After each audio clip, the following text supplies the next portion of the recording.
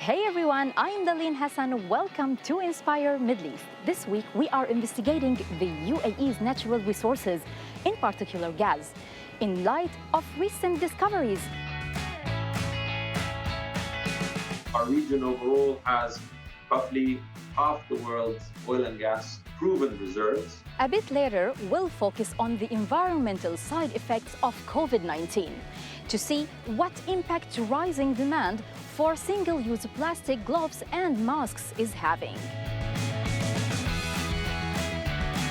But first, with the energy demands of Gulf Cooperation Council countries mounting and many governments looking to diversify their energy sources, Rebecca McLaughlin-Easton asks whether gas could be the new oil. To diversify its energy sources away from oil and guarantee long-term security of supply, the UAE is eyeing gas. The country has ambitions to become self-sufficient in gas supply by 2030.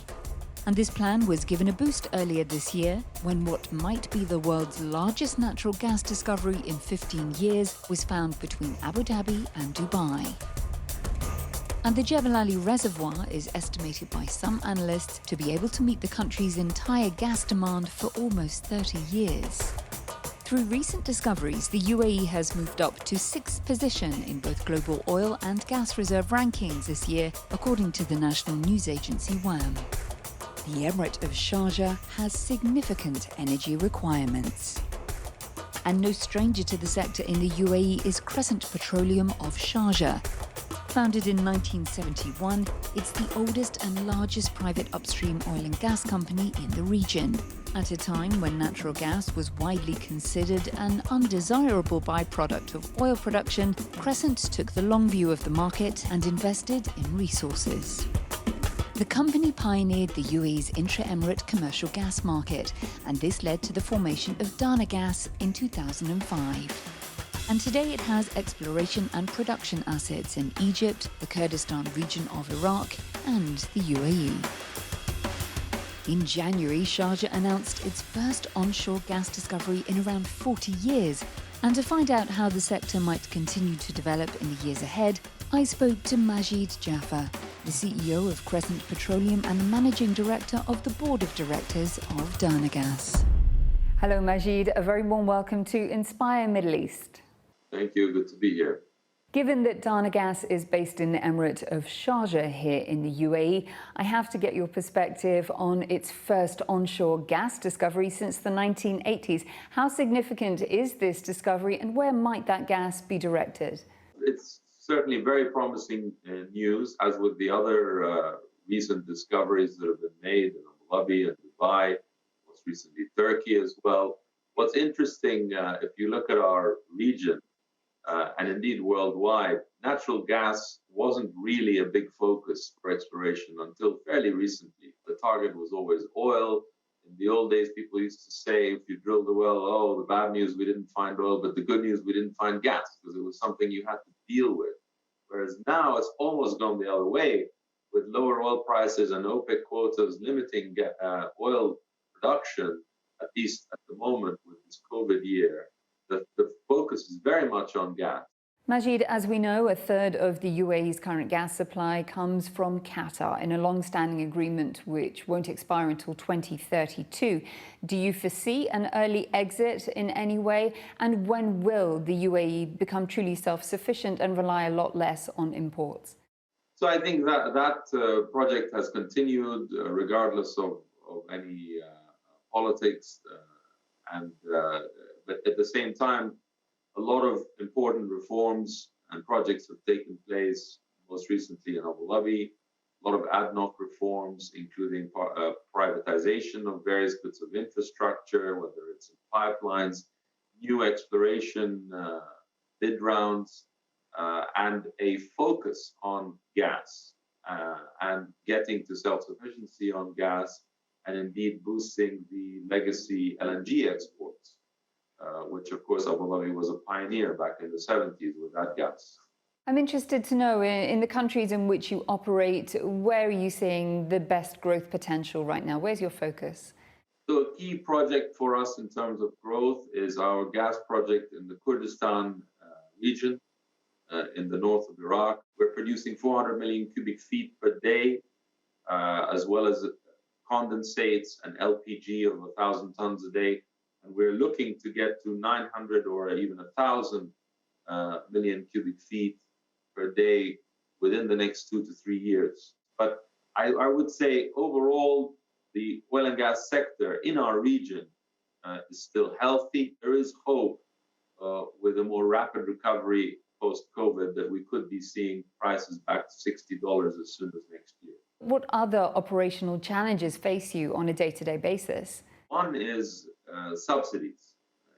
Our region, those could be rationalized, not to say completely eliminated, but sort of made more targeted, limited in some way, because our region needs more investment, needs more growth, and needs more job creation, especially for the youth. We have the highest youth unemployment, and unfortunately, it's been rising. COVID is hitting young people hard around the world. Lastly, the UAE and the wider region has vast, unexplored, often inaccessible gas reserves. My question is, when do you think we might see more discoveries coming to light, and what part could your companies play in that? I think the faster adoption of technology and increasing the role of the private sector can release new resources of natural gas and indeed oil going forward that weren't previously available. So I think that's an exciting opportunity, and it's one we hope to play a key role in, both in the UAE and wider in the region. And our region still has a lot of undeveloped conventional gas resources and oil resources. And actually, there's probably still a lot more that isn't proven, because exploration is underexplored relative to other parts of the world like the United States. Majid, it's been a pleasure. Thank you for joining me from London today. Thank you. The streets may be quieter, the skies may be clearer, and the birds may be louder in many countries around the world due to COVID-19 lockdown rules. But there is another negative environmental effect of the pandemic: the rise in the use of disposable and single-use plastic. Salim Said investigates further and looks into potential solutions. The COVID-19 pandemic has affected many aspects of people's lives, from their health to their ability to socialize and work. It's also impacted the environment. One cause is mounting medical waste, not least from the constant use of single-use plastic-based PPE, which the UN says has multiplied during the pandemic. Like in Wuhan, China, which produced 247 tons of medical waste, 6 times the normal rate, from February to March, according to the American Chemical Society. In the GCC region, before the pandemic in 2019, more than 150 tons of medical waste was generated daily, according to the environmental group MENA. And by the end of April, the Emirate of Dubai treated 350 tons, the government reported. In Abu Dhabi, Tadweer, the capital's center of waste management, is not treating the matter lightly. Moisture and virus can go and released into the water table, groundwater table, into the soil and into the agriculture. So that's why it's very important to control all the steps and the process. The proper and correct handling of sewage and garbage from homes, schools, and health facilities can help prevent the transmission of the virus that causes COVID-19, according to the World Health Organization. And that's why companies that are processing this heavy load in the UAE are exploring safe ways to dispose these hazardous materials without laying waste to our planet. At this field hospital in Abu Dhabi, all COVID-19 medical waste is sealed in internationally recognized red plastic bags and placed in secure bins. The containers are sanitized, along with the refrigerated truck they travel in, one of 16 operating in the capital. The next stop is one of 3 facilities, which together can treat up to 16 tons of medical waste per day, and often receive around 900 bins from around the emirate. Inspire Middle East was given exclusive access to Tadweer Abu Dhabi's COVID-19 waste management site. Specialists showed me how these incinerators can reach up to 1,200 degrees Celsius, meeting international emission standards to prevent the release of toxic carcinogenic dioxins into the air. Once incinerated, gas cleaning equipment is used to treat the outgoing air, and the ash residue, safe to touch and biodegradable, can now be transported to landfills without the risk of contaminating the earth. The WHO cites lack of awareness as one of the most common problems with healthcare waste management. According to Tadwir, proper education is key to protecting themselves, others, and the environment.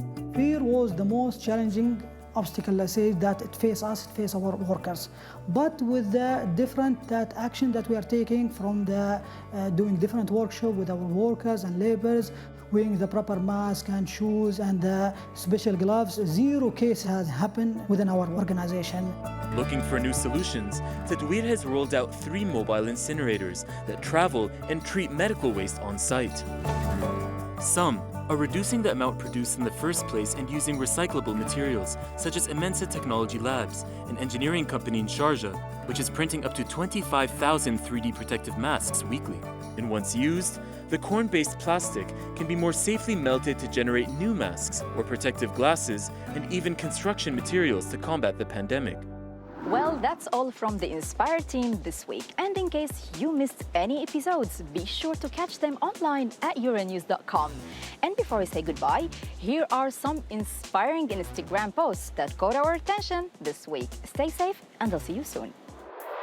Iraqi oil drilling engineer Sadiq took this picture after installing a drill in the field. And Nazlina from India framed her husband hunting for cardboard boxes to repurpose.